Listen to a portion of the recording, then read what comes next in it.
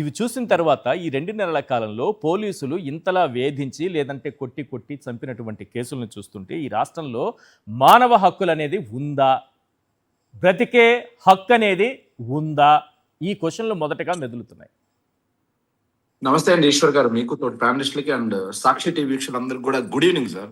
So రాష్ట్రంలో ఈ బూడిద పార్టీ అధికారంలోకి వచ్చిన తర్వాత ఏం నడుస్తా ఉంది అంటే రెడ్ బుక్ ఏదైతే ఉందో, రెడ్ బుక్ రాజ్యాంగ పరిపాలన, పోలీసుల అరాచకత్వం, ఇవి రెండు మాత్రం స్పష్టంగా నడుస్తున్నాయి సార్.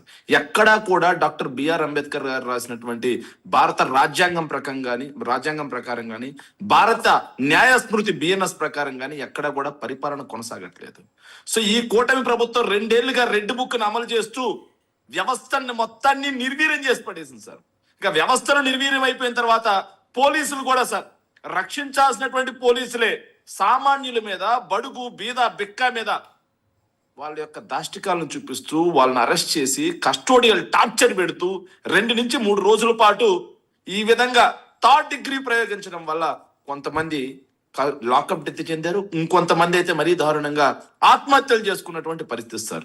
రక్షించాల్సినటువంటి పోలీసులే ఇలా భక్షిస్తుంటే రాష్ట్రంలో సామాన్యులు తమ గోడి ఎవరికి చెప్పుకోవాలో అర్థం కాని పరిస్థితులు ఈ రోజు ఉన్నారు సార్. సో పక్కనే వేస్తా ఉన్నారు సార్.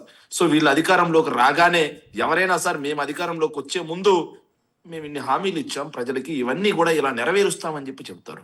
కానీ ఈ బూడిద పార్టీ అధికారంలోకి వచ్చిన తర్వాత మొట్టమొదటిగా రెడ్ బుక్ అని చెప్పి ఫ్లెక్సీలు వేశారు సార్. తర్వాత నారా చంద్రబాబు నాయుడు గారి యొక్క తనయుడైనటువంటి నారా లోకేష్ విద్యాశాఖ మంత్రి, పిల్లలకి విద్యాబుద్ధులు నేర్పించేటువంటి శాఖకి ఆయన మంత్రి, ఆయన మాత్రం రాష్ట్రంలో విద్వేషాలు రేకొట్టేలా రాష్ట్రంలో రెడ్ బుక్ అనే ఒక అరాచకపు శక్తిని పెట్టేగిపోయేలా చేస్తా ఉన్నారు సార్. సో మీరు ఇవన్నీ చూపించారు సార్ నిజంగా. సో వాటిల్లో చాలా విచిత్రం, సాయి కృష్ణ కేసు దగ్గర నుంచి తీసుకుంటే, క్రాంతి కుమార్ కేసు దగ్గర నుంచి తీసుకుంటే, ఈ ప్రభుత్వానికి పోలీసులకి ఎంత చెడ్డ పేరు వచ్చినా వాళ్ళ విధానం మారలేదు సార్. సాయి కృష్ణ కేసు అతి పెద్ద కేసుగా మనం చూస్తున్నాము. దేశం మొత్తం నివ్వెరపోయిన కేసుగా మనం చర్చించుకుంటున్నాం. చరిత్రలో ఎన్నడూ చూడని కేసుగా మనం చర్చించుకుంటున్నాము. అదే సమయంలో వరుసపెట్టి జరుగుతున్నాయి. విషయం ఏంటంటే దాని తర్వాత జరిగినవే ఇవన్నీ సార్. దుర్మార్గమైన అంశం ఏంటంటే దాని మీద దేశవ్యాప్తంగా చర్చ వచ్చింది సార్. సాయి కృష్ణ బూడిద కూడా లభించలేదని. దాంతో పాటుగా సార్ ఆ పక్కనే క్రాంతి కుమార్ అనే ఒక దళిత యువకుడు ఆత్మహత్య చేసుకున్నటువంటి పరిస్థితి. గంగమ్మది అయితే మీరు చెప్తా ఉన్నారు సార్, అది నిజంగా ఆ కేసు తెలిసిన రోజు ఒక రాష్ట్ర పౌరుడిగా సిగ్గుపడ్డాను సార్ నేను. తన కుమారుడు కనిపించట్లేదని ఆవిడ పోలీసుల చుట్టూ తిరిగితే పట్టించుకోకపోతే గతేడాది హైకోర్టులో ఆవిడ కేసు వేస్తే హైకోర్టు దర్యాప్తు చేసి మీరు ఆ కుర్రాన్ని ఎతికి తేయండి అని చెప్పి సిట్ ఏర్పాటు చేయండి అని చెప్పి ఆదేశాలు ఇస్తే హైకోర్టు ఆదేశాల మేరకు సిట్ ఏర్పాటు చేశారు sir. Guntur additional SP crime Supraja గారి నేతృత్వంలో ఏర్పాటు చేశారు సార్. ఏర్పాటు చేస్తే తన కొడుకుని కదా తెచ్చేయాలి. ఆవిడ్ని ఇంకో అతను దుర్గప్ప అని చెప్పి ఇంకో అతను ఇద్దరిని అరెస్ట్ చేసి చిత్తగా బాధితే ఆవిడ లాకప్ డెత్. భయంతో దుర్గప్ప తన్ని హాస్పిటల్లో జాయిన్ చేశారు. తన కుమార్తె దగ్గరికి వెళ్ళి కింద పడిపోయిందని చెప్పేసి కేసు పెట్టారంటే ఇది నిజంగా అత్యంత ఘోరం, అత్యంత క్రూరం సార్ ఇది. సో రాష్ట్రంలో చట్టాలు, న్యాయాలు, మానవ హక్కులు మంట కలిసిపోయాయి అనడానికి గంగమ్మ కేసు అత్యంత సాక్ష్యం సార్. దాంతో పాటుగా నెల్లూరులో సార్ నిన్న చూశారు సార్, అతన్ని 2 రోజుల పాటు కస్టోడియల్ టార్చర్ చేస్తే, 7 కొండల్ని కస్టోడియల్ టార్చర్ చేసిన తర్వాత వదిలిపెట్టారు. మరుసటి రోజు రమ్మని చెప్తే అతను రాలేదని చెప్పి 2 కానిస్టేబుల్ నీళ్ళు అతన్ని చితకబాని కార్లు వేసుకొని స్పృహ తప్పిపోతే మళ్ళీ నీళ్లు చల్లి మరీ కొట్టారు సార్. ఏం జరుగుతుంది? ఈ సిట్ ఒకటి నడుస్తోంది కదా, సాయి కృష్ణ కేసులో సిట్ నడుస్తోంది కదా, సిఐ నాగరాజు అరెస్ట్ అయ్యారు కదా, ప్రస్తుతం జైల్లో ఉన్నాడు కదా ఆయన. మరి వీళ్ళకేం భయం లేదా మిగతా పోలీసులకి? అరే ఈ కేసు జరుగుతోంది, దీనిపైన ఒక సిట్ వేశారు, దేశం అంతా ఆందోళన వ్యక్తం చేస్తోంది, రాష్ట్రం అంతా ఆందోళన వ్యక్తం అవుతోంది. ఇది ఇంత చూస్తున్న తర్వాత కూడా మళ్ళీ ఏది జీప్లో వేసి కొట్టారట, పోలీస్ స్టేషన్లో కొట్టారట, అక్కడే కొట్టి చంపేశారట. 6 డిక్కీలు వేసుకెళ్లారు సార్ కొట్టి. స్పృహ తప్పిపోతే మళ్ళీ నీళ్లు చల్లి మళ్ళీ కొట్టారు సార్. ఎంత దుర్మార్గంగా వ్యవహరిస్తున్నారు సార్. అడిగే వాళ్ళు ఎవరు లేరు సార్. మానవ హక్కుల గురించి మాట్లాడే వాళ్ళు ఎవరు లేరు. అడిగిన వాళ్ళ మీద తిరిగి కేసులు పెట్టడానికి మొన్న కేబినెట్ లో తీర్మానం చేశారు సార్. ప్రభుత్వం వ్యతిరేకంగా ఎవరైనా మాట్లాడితే కేసులు పెట్టి వాళ్ళని కూడా ఇలాగే బూడిద లేకుండా చేస్తారేమో సార్. ఇంత దుర్మార్గంగా వ్యవహరిస్తా ఉన్నారు సార్. మీరు ఒక 7 కేసులు చూపించారు సార్. ఈ కూటమి, ఈ బూడిద పార్టీ అధికారంలోకి వచ్చిన తర్వాత వరుసగా నేను 4-5 కేసులు చదువుతాను సార్. Yeah, so please. ఏదైతే సాయి కృష్ణ కేసు చూశారు, అదే విధంగా నెల్లూరులో మనుబోలో దళిత యువకుడైనటువంటి ఏడుకొండల కేసు చూశారు, పిడుగురాలలో మైనార్టీ ఉద్యోగి అయినటువంటి దరియా హుస్సేన్ కేసు చూశారు, దీంతో పాటుగా కుమారుడు ఆచీకి అడిగితే తల్లినే చంపేసినటువంటి గంగమ్మ కేసు చూశారు, పదే పదే పోలీస్ స్టేషన్లకు పిలవడంతో రైలు కింద పడిపోయినటువంటి కళావతమ్మ, కలుపు మందు తాగినటువంటి తిరుపతమ్మ, ఈ కేసులు కూడా చూశారు సార్. ఇక్కడ చూడండి సార్, 13/6/2026 సార్, రెడ్డిగూడెం మండలం ముచ్చనపల్లి జోదం నిర్వహిస్తున్న సమాచారంతో పోలీసులు దాడులు నిర్వహించి 6గురిని అరెస్ట్ చేశారు. అదే రోజు రాత్రి స్టేషన్ బెయిల్పై వారందరిని వదిలేశారు. మరుసటి రోజు పట్టుబడిన వారిలో ఒకడైన విసన్నపేట మండలం తాతకుంట్లకు చెందినటువంటి టీడీపీ కార్యకర్త సార్, మళ్ళీ అతను నరేష్ చనిపోయాడు సార్. ఏంట్రా అంటే పోలీసులు చేసినటువంటి కస్టోడియల్ టార్చర్ కి చనిపోయారు సార్. ఇక 28/1/2025 పోలీస్ స్టేషన్ ఎదుట యువకుడు ఆత్మహత్య. అధికార పార్టీ ఒత్తిళ్లపై తనపై పోలీసులు హత్యాయత్నం కేసు నమోదు చేయడంతో పోలీస్ స్టేషన్ ఎదుటే యువకుడు ఆత్మహత్య చేసుకున్నటువంటి పరిస్థితి సార్. పులివెందల మండలం మోట్నూతలపల్లికి చెందినటువంటి గంగాధర్ అనే అతను తనపై హత్యాయత్నం చేశాడని గడ్డం గంగాధర్ పోలీసులకు ఫిర్యాదు చేశారు సార్. ఫిర్యాదు చేయడంతో పోలీసులు తప్పుడు కేసు నమోదు చేస్తుంటే నా మీద తప్పుడు కేసు పెడతారని చెప్పేసి పోలీస్ స్టేషన్ ఎదుట ఆత్మహత్య చేసుకున్నటువంటి పరిస్థితి సార్. ఇక ఉప సర్పంచ్ ఆత్మహత్య, జగన్మోహన్ రెడ్డి గారు కూడా వెళ్ళారు సార్. రెంటపాల ఉప సర్పంచ్ గా ఉన్నటువంటి ఏదైతే నాగమల్లేశ్వరరావు ఆత్మహత్య గురించి కూడా మనం చూసాం సార్. ఈ పోలీసు వేధింపులతోనే ఇక చంపి చెరువులో పడేశారు సార్.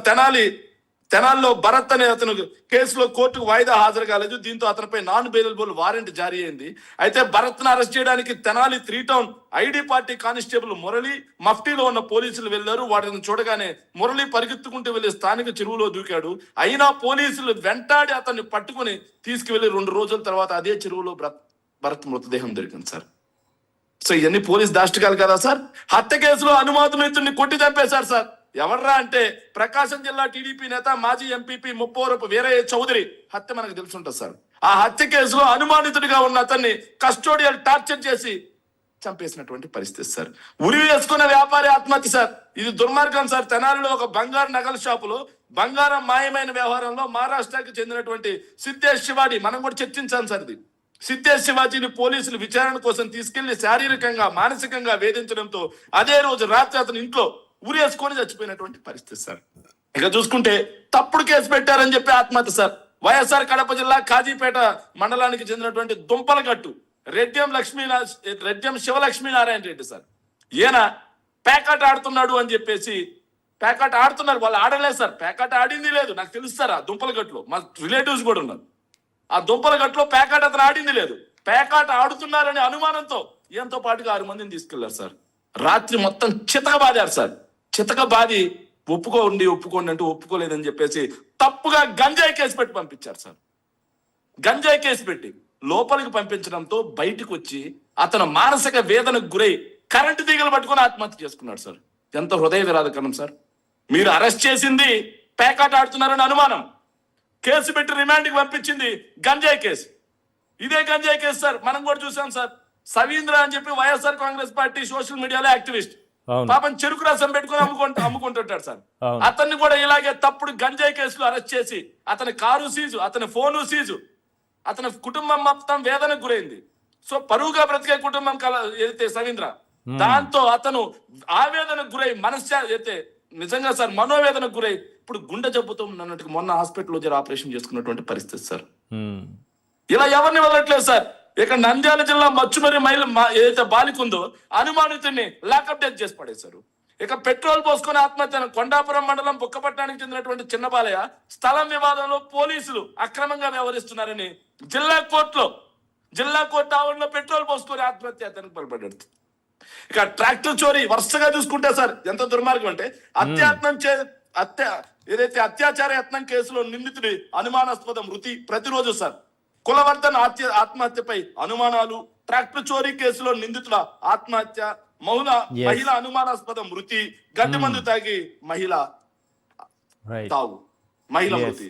ఇలా పేపర్లు సార్ చూస్తే దుర్మార్గంగా పేపర్లో చూస్తే గత 2 సంవత్సరాలుగా ఈ బూడిద పార్టీ అధికారంలోకి వచ్చిన తర్వాత దుర్మార్గం. మరి ఇప్పుడు ఎస్ఐ అమాయకం అంటారు, ఏదైతే అరాచకం అంటారు, రక్షకుల రాక్షసుల అంటారు, మైనర్ పై 3rd డిగ్రీ అంటారు, కారులోంచి లాగి తోకేసి అంటారు, దొంగల్లా ఇంట్లో దూరతారు. ఇలా పోలీసులు రక్షించాల్సినటువంటి పోలీసులు నిజంగా నేను పోలీసు వారిని కూడా రిక్వెస్ట్ చేస్తున్నాను సార్. ఎస్ నిజంగా మీరు రెడ్ బుక్ రాజ్యాంగానికి అడుగులకు మడుగులెత్తుతూ ఇలా సామాన్యుల మీద ఫ్రెండ్లీ పోలీసింగ్ అంటారు సార్. సామాన్యుల మీద మీరు చేసే ఈ దాడులు, ఈ లాకప్ డెత్తులు, ఈ అరాచకాల వల్ల నిజంగా పోలీస్ వ్యవస్థకి చంద్రబాబు నాయుడు గారిది ఏముంది సార్, 5 ఏళ్ళ అధికారంలో ఉంటే మళ్ళీ దిగిపోతారు. కానీ పోలీస్ వ్యవస్థ శాశ్వతం. అలాంటి వ్యవస్థకి కళంకం వస్తుంది ఈ రోజు. రెడ్ బుక్ అరాచకాలకి టీడీపీ వాళ్ళు చేసేటువంటి ఇంతెందుకు సార్, ఎంత దుర్మార్గం అంటే మనం ఇన్ని కేసులు మాట్లాడుతున్నాం sir. YSR Congress party social మీడియాలో వైఎస్ఆర్ కాంగ్రెస్ పార్టీని పొగిడారని, చంద్రబాబు నాయుడు గారి యొక్క తప్పుల్ని ఎండగట్టారని 2000 మందికి పైగా కేసులు పెట్టారు సార్. 2000 మందికి పైగా. ఎక్కడైనా చూసామా సార్? నిజంగా ఇది కదా సార్ నేను అంటున్న బ్రిటిష్ రాజ్, ఇది కదా జంగిల్ రాజ్. వ్యవస్థల్ని చేతిలో పెట్టుకొని భయాందోళనకు గురి చేస్తూ చంద్రబాబు నాయుడు గారు, చివరిగా ఒక పాయింట్ సార్, చంద్రబాబు నాయుడు గారు మొన్న ఒక సభలో అన్నారు సార్, సో 2024తో ఆంధ్రప్రదేశ్ కి స్వాతంత్రం వచ్చింది అన్నారు సార్. స్వాతంత్రం అంటే ఇదా? లాకప్ డెత్తులు చేయడమా? స్వాతంత్రం అంటే కొట్టి కొట్టి ఆత్మహత్యలకు పాల్పడేలా చేయడమా? స్వాతంత్రం అంటే అమాయకుల మీద 2000 మంది పైన సోషల్ మీడియా యాక్టివిస్టుల మీద కేసులు పెట్టడమా స్వాతంత్రం అంటే? ఇదే సార్ స్వాతంత్రం అంటే? ఇలాంటి స్వాతంత్రం అయితే ఆంధ్రులకు వద్దు సార్. ఇదే స్వాతంత్రం అయితే ఆ స్వాతంత్రం మాకొద్దు రైట్ అని చెప్పి రాష్ట్ర వ్యాప్తంగా ప్రజలు గగ్గోలు పడుతున్నటువంటి పరిస్థితి సార్.